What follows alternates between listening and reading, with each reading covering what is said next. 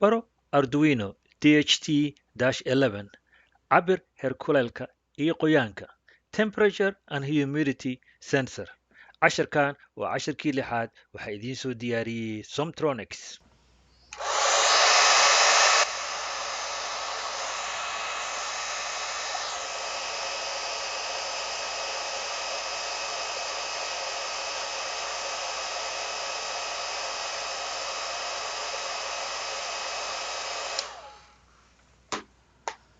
casharkan wuxuu la socdaa casharkii shanaad ee horey aan aga hadalnay LCD display marka fadlan casharkaa fiirso kor ayaan ku dhejinayaa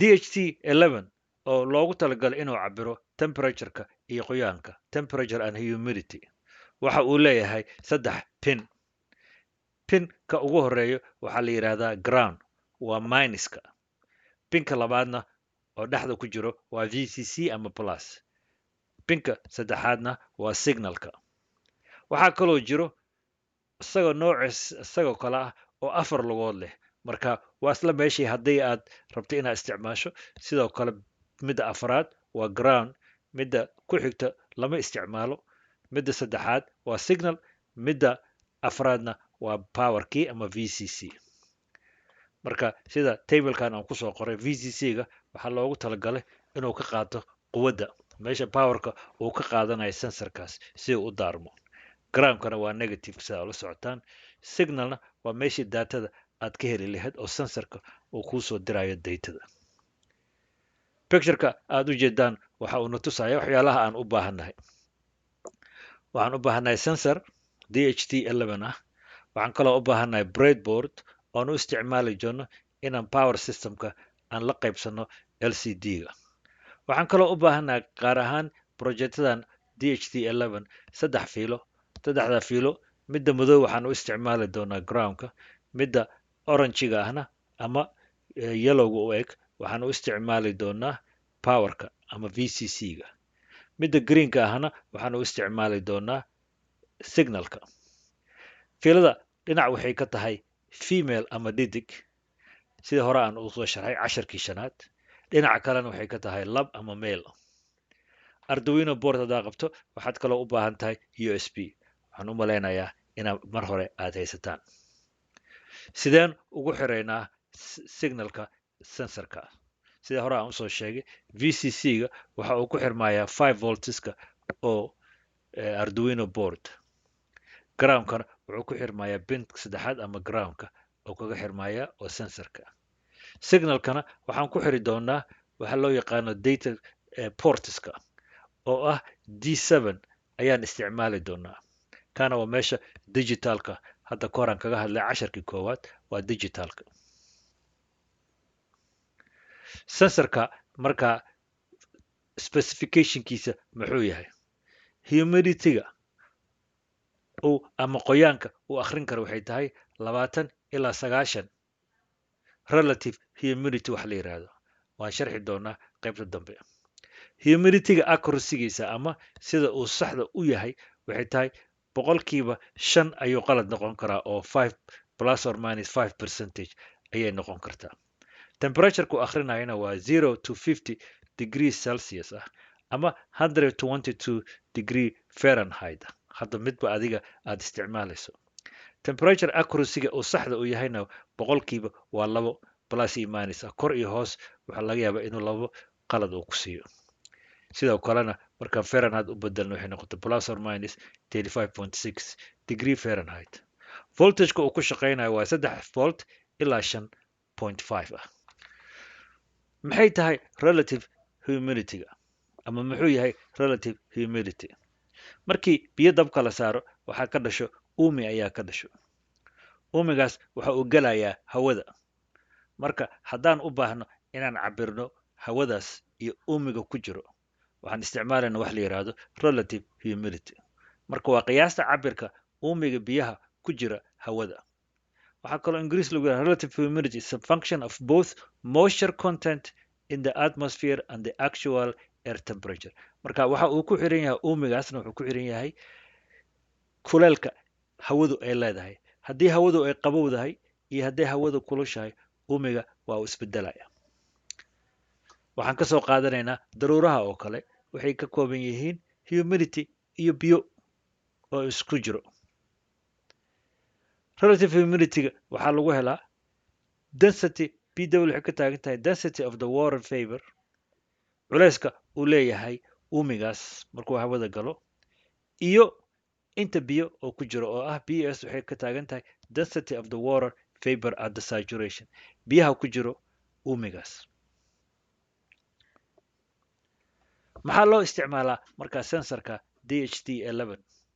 DHT11 waxaan u isticmaali karnaa waxa la yiraahdo egg incubator haddaan rabno inaan dhisno system aan ku dhalino ukumaha si shimbir ay nooga dhalo. waxaa kale loo isticmaali karaa inaad kontarosho gurigaaga faankiisa. waxaa kaloo loo isticmaali karaa gurigaaga temperatureka in aad ku kontarosho. marka sidaa ujeedaan waxaan halkan idin tusay circuit tusaale ah adoo isticmaalaya sensorkii DHT11, Arduino board, waxaa kaloo isticmaali kartaa fan, waxaa kaloo isticmaali kartaa buzzer ama speaker ku siinayo qaylada, iyo sidaan hore usoo sheegnay LCD-ga oo kuu sheegayo hawada meeshaas kuleelkeeda iyo humidity-ga ama uumiga ku jira hawada. markaan waxaan u baahanahay inaan program gareyno DHT-11.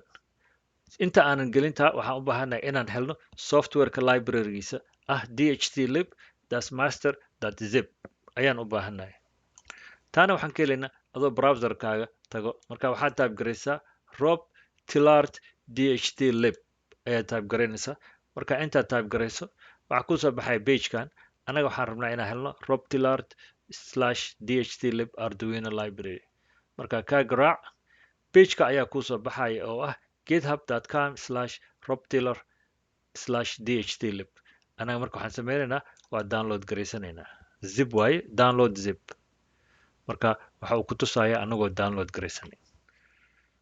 haddana sidaa ujeedaan waxaan ku xiri doonaa DHT-11 ayaa waxaan ku xiri doonaa Arduino. marka waxaan u baahanahay 5 volt ground and D7 oo Arduino inaan ku xirno VCC-ga groundka iyo signal. waxaan soo qaadanaynaa 3 fiilo. 3daa fiilo midda madowga ah waa ground, midda oranjiga ahna waa 5 voltska ama VCC, midda greenka ahna waa signalkii. marka 3daas ayaan ku xiraynaa. tan ugu horeyso aan ku xirayno waxay noqonaysaa groundka ayay noqonaysaa. groundka waxa uu ku xirmayaa femaleka ayuu ku xirmayaa. marka halka ayuu ka gelaya. waxaa ku xigo pluska ayaa ku xigo. pluska wuxuu u gelayaa fiilada oranjiga waxay gelaysaa pinka labaad ayay gelaysaa. waxa ugu dambeeyo waxa weeye waa signalkii, kaana wuxuu ku xirmayaa pinka saddexaad oo ku toosan ska dhinacan ska ah ayuu ku toosan yahay. marka kaa wuxuu noqonayaa signalkii s ayuu ka taagan yahay. marka waxaan haysanaa 3dii fiilo. hadda ayaan ku xiraynaa ayadana breadboardka. sidaa la socotaan blagga waa ground. marka groundka wuxuu ku xirmayaa minuska oo circuit boardka sida hore aan usoo sheegay. orangigana waa 5 voltski, kaana wuxuu ku xirmayaa 5 voltska oo breadboardka. marka halkaa ayaan gelinaynaa. marka waa uu xiran yahay sensorkii, groundkii iyo powerkii waa uu xiran yahay. waxaan u baahannahay inaan ku xirno signalkii, inaan ku xirno D7 oo ah Arduino. sida aad u jeedaan Arduino waxa uu leeyahay digital qayb ah. qaybta waa digital input. anaga waxaan u baahannahay D7 oo ah midka connectorkan midka ugu koreeyo. wuxuu ka bilaawdaa 0 wuxuuna gaaraa ilaa 7 ayuu gaaraa. wuxuu leeyahay 8 port ayuu leeyahay. marka kaa ayuu ku xirmaya. marka sensorkiina waan xirnay, LCD-ga waan xirnay. marka waxaan u baahanahay circuitka in aan program gareyno. markii aan fiilada dhammayso waxaan ku xiraynaa hadda powerka ayaan ku xiraynaa. markii powerka aan ku xirno sida ujeedaan waxba ma ku qorno.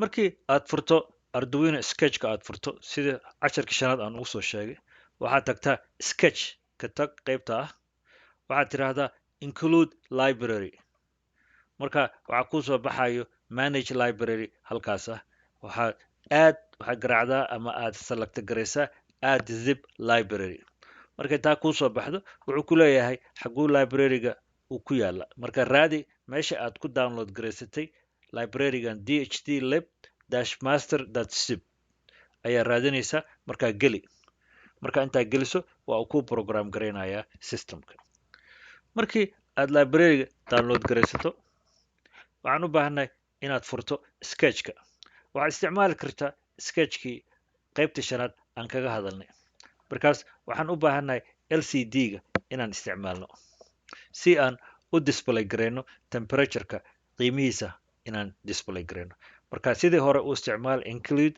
wire.h deh include liquid crystal underscore I2C h si aan u isticmaalno sensorka noo sheegayo kulaalka iyo qabowga DHT11 waxaan u baahannahay inaan u yeerno library-gii aan download garaysan waxaan leenahay include dht.h filekaas ayaan isticmaalaynaa waxaan kaloo u baahannahay inaan u yeerno filekaas waxaa ku jiro classes ayaa ku jiro classeskaas awood waxay noo siinayaan inaan isticmaalno sensorka functionskiisa marka waxaan leenahay dht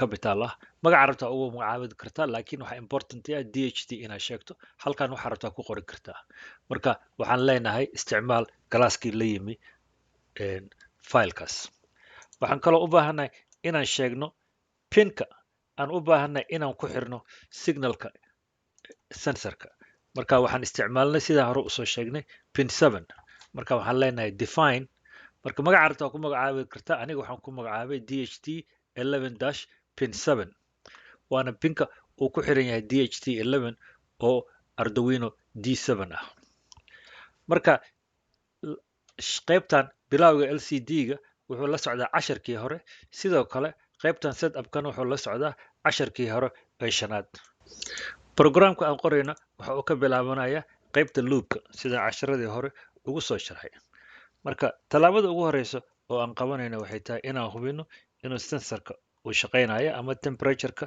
uu noo akhrinayo marka waxaan type garaynaynaa integer ayaan leenahay oon ku magacaabnay hubo markaa macnaheedu waxay tahay waa integer waxaanan equals to dht.read dht pin marka waxaan akhrinaynaa pin 7 ayaan akhrinaynaa akhri in dht11 uu nool yahay ama shaqaynayo marka hubi waxay noo soo celin doontaa inuu shaqaynayo iyo in kale marka waxaan leenahay hubi ayaan leenahay marka bracketkan waxaa xiraya bracket kala xirayo marka waxaan leenahay if haddii hubi ay soo celiso dht-lib okay marka waxaan rabnaa programkeena inaan wadno mar haddii dht11 ay shaqaynayso marka waxaan sameynaynaa tan ugu horeysa aan sameynayna waxay tahay LCD-ga waxaan ku toosinaynaa lineka koowaad taasna sida casharada hore usoo sheegnay LCD set cursor 00 wuxuu ku toosinayaa lineka koowaad marka lineka koowaad waxaan rabnaa inaan si aan u akhrino kuleelka ee sensorka uu soo celiyay waxaan leenahay ku print garey sensorka kuleelka ee lineka koowaad ku print garey marka taas markaan dhaano marka waxaan u baahanahay inaan akhrino temperatureka sensorka in akhrino kaana waxaan type garaynaynaa LCD print dht.temperature wuxuu noo soo celinayaa temperatureka uu sheegayo sensorka marka intaa keliya haddaan hadda aan compile garayno oo aan u dirno sensorka aan u dirno Arduino u dirno wuxuu noo qori doonaa waxa uu qoray kuleelkii waxa uu yahay 23 laakiin ma uu wato centigrade degree ma wato marka kaas ayaan ku qori doonaa haddana si aan centigrade degree ugu qorno waxaan u baahannahay hexadecimalka characterka degree-ga ah kaana waxaa lagu helaa adoo dhaho LCD print characterka df ku qor LCD-ga simpleka degree-ga ka haddaan rangareyno isagana waxaan arkaynaa inuu ku qori doono hortiisa inuu ku qori doono degree uu ku qori doono sida ujeedaan wuxuu qoray 2400 wuxuuna ku qoray calaamadii degreega. Marka taa waxaan rabnaa inaan ku darno Celsius. Taasna marka waxaan leenahay LCD print Celsius ayaan leenahay. Kaana marka waxa uu ku darayaa markaan compile gareyno qorno Celsius ayuu ku daraa. Sida ujeedaan wuxuu akhriyay temperature-ku waa 24 degree Celsius ayuu akhriyay. Marka inta dambena waxaan rabnaa inaan qorno qoyaanka hawada ku jirto. Taana marka waxaan sameynaynaa, waxaan ku toosinaynaa line-ka labaad. Waxaan rabnaa inaan ku qorno line-ka labaad halkaas inaan ku qorno qoyaanka inta uu yahay. Line-ka labaad ayaan ku toosinaynaa. Line-ka koowaad waxaan ku qornay kuleel. Line-ka labaadkana waxaan ku qori doonaa qoyaanka. Marka waxaan leenahay ku toosi LCD-ga line-ka labaad. Marka tan ugu horeysa aan sameynayno sida u garateenba waxay tahay qoyaan ayaan ku qorayaa. Marka taana waxay ku qoraysaa qoyaan. Marka haddaan kaas aan compile gareeyo oo aan print gareeyo, sida ujeedaan line-ka labaad wuxuu ku qori doonaa qoyaan. Sida ujeedaan wuxuu ku qoray qoyaan. Marka waxaan u baahanahay inaan akhrino sensorka oo halkaas aan ku qorno qoyaanka hawada ku jirto qolka hadda aniga aan joogo inta qoyaan oo ku jiro ama inta uumita ku jirto. Taana waxaa lagu helaa adigoo akhriyo sensorka. Marka haddaan rabno inaan akhrino sensorka qoyaankiisa waxaan leenahay LCD print DHT.humidity wuxuu akhrinayaa qoyaanka uu soo sheego DHT11. Marka taan markaan qorno waxaan ku xijinaynaa percentage-ka ayaan ku xijinaynaa, laakiin marka hore intaas aan print gareyno si aan idin tuso qoyaanka. Marka wuxuu akhrin doonaa qoyaan wuxuu yahay qolka halka aan ku jiro waa 18% ayaa uumita ay ku jirtaa qolkaas. Tan ugu dambeysa aan ku qorayna waxay tahay percentage simple-kii ahaa ayaan ku qoraynaa. Marka tan kalena waxaan delay aan ku sameynaynaa ilaa 1 second si programka uu u shaqeeyo mar kasto. Marka inta waa line-ka soo iska tirtiraya. Marka tan ugu dambeysa aan ku qorayna waxay tahay percentage-ka aan ku qoraynaa oo yahay humidity-ga iyo delay-na waxaan leenahay sug ilaa 1000 millisecond ama 1 second. Sidaa la socotaan 1000 millisecond waxaa loo qaybinayaa si aad ugu bedesho second 1000 ayaa u qaybinaysaa. Marka hadda ayaan compile gareynaynaa, programkii waa dhameynay. Marka sida ujeedaan wuxuu qori doonaa kuleelka wuxuu qoray qolka aan ku jiro 24 centigrade. Qoyaanka qolkana wuxuu qoray 18% ayuu qoray.